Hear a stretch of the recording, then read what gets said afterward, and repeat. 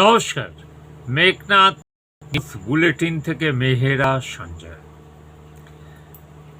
বিষয়টা আজকে যে খুব গুরুতর বিষয়, এগুলো ভাবা যায়। কলকাতার রাজপথে সাংবাদিকরা মার খাচ্ছে কেন? তারা সত্যি কথা বলেছিল বলে? আজকে কাদের আন্দোলন ছিল? সেই হারবাদ সিপিএম বলতে বাধ্য হচ্ছে, কারণ তারা আজকে হারমাদগিরি করেছে। তারপর সেই দেশদ্রোহী সেই আরশোলা পার্টি, তারপর হচ্ছে যে আরও যেসব সুযোগ সন্ধানী উগ্রপন্থীরা, দেশদ্রোহীরা আজকে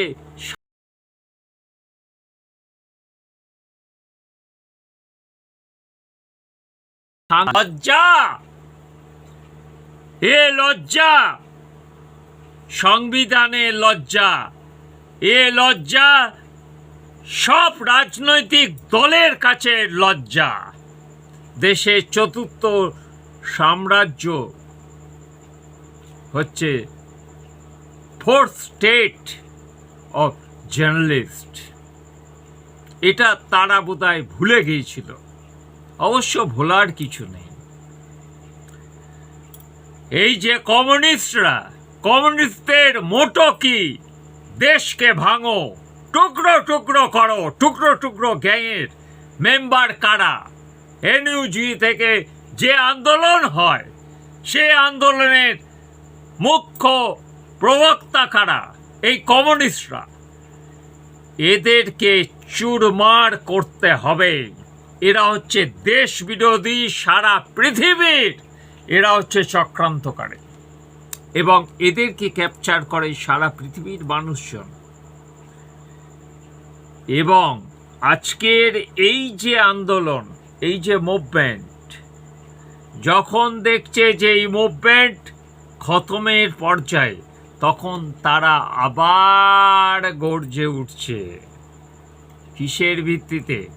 টাকা, বিদেশি টাকা আসছে। তারা ভাবছে যে নেপাল বা বাংলাদেশের মতো এই দেশকে খতম করে দেওয়া হবে। কিছু কিছু সেলিব্রিটি, নাম করব না, তারা আগেও এইসবের মধ্যে ছিল, এখনো আছে, তারা থাকবে। কিন্তু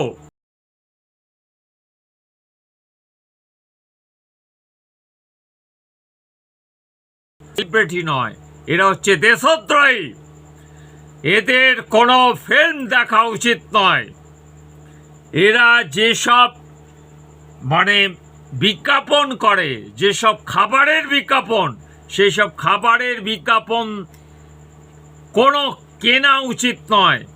তাদের মুখে থুতু ছেটানো উচিত। দেশদ্রোহী একটাই পরিচয়, এরা হচ্ছে দেশদ্রোহী। এরা দেশকে ভালোবাসে না, এরা বিদেশি টাকাকে ভালোবাসে। আবেগ উতলে উঠেছে। এইসব ছাত্রছাত্রীদের জন্য এতদিন কোথায় ছিলেন? পশ্চিমবঙ্গে যখন এত কাণ্ড ঘটেছে, এইসব ককরোচ পার্টি, এইসব সেলিব্রিটি কোথায় ছিলেন? হ্যাঁ, তখন নাকে সর্ষের তেল দিয়ে ঘুমোচ্ছিলেন। হ্যাঁ, লজ্জা জাগে না? শুধু টাকা, বিদেশি টাকা এসছে, টাকা দিয়ে দিয়ে আন্দোলন করছেন। লজ্জা জাগা উচিত। বেশি দিন আর আপনারা থাকবেন না। আপনাদের ফিল্ম কেউ দেখবে না, কোনো হিন্দু সমাজ দেখবে না। যারা এই প্রতিবাদের নক্কারজনকভাবে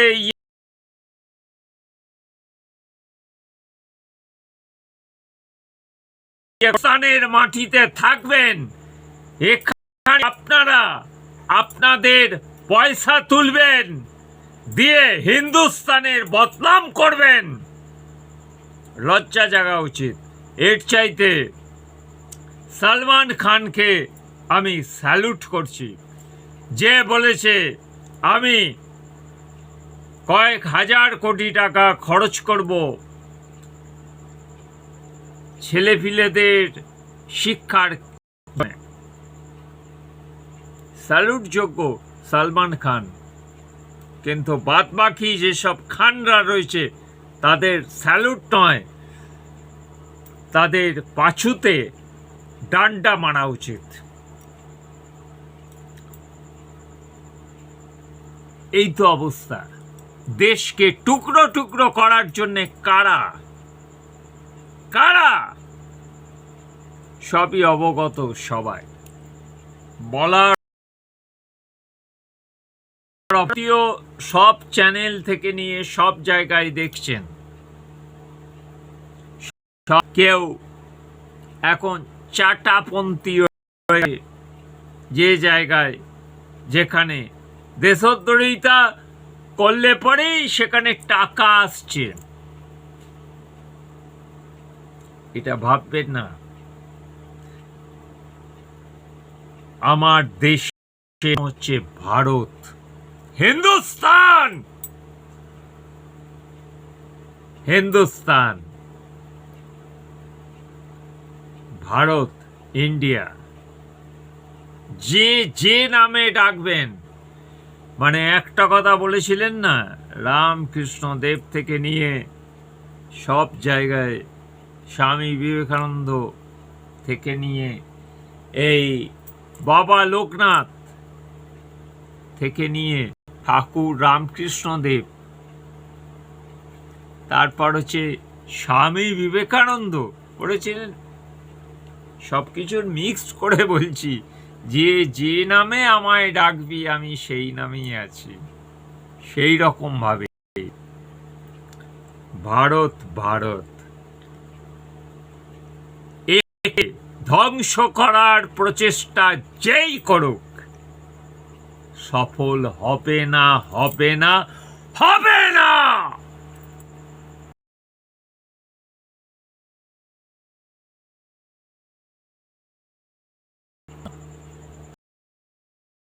কারণ ঋষি মণিদের যে দেশ,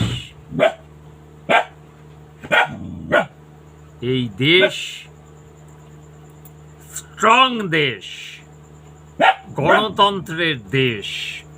এখানে ওই বাংলাদেশ, পাকিস্তান, তারপর হচ্ছে নেপাল, তারপর হচ্ছে ওই আমেরিকা বা আদার্স যেসব স্টেট আছে সেই জিনিস নয়। ভারতবর্ষ, হিন্দুস্তান সারা পৃথিবীর সবচাইতে বড় গণতান্ত্রিক দেশ। এটাতেই তো সবাই ক্ষেপে উঠেছে। একে টুকরো টুকরো করো, পারবে না। আমাদের হিন্দুস্তানি এখানে আছে। জয় হিন্দ, জয় ভারত। ওম নমঃ শিবায়, মাতা কামাখ্যা নমঃ।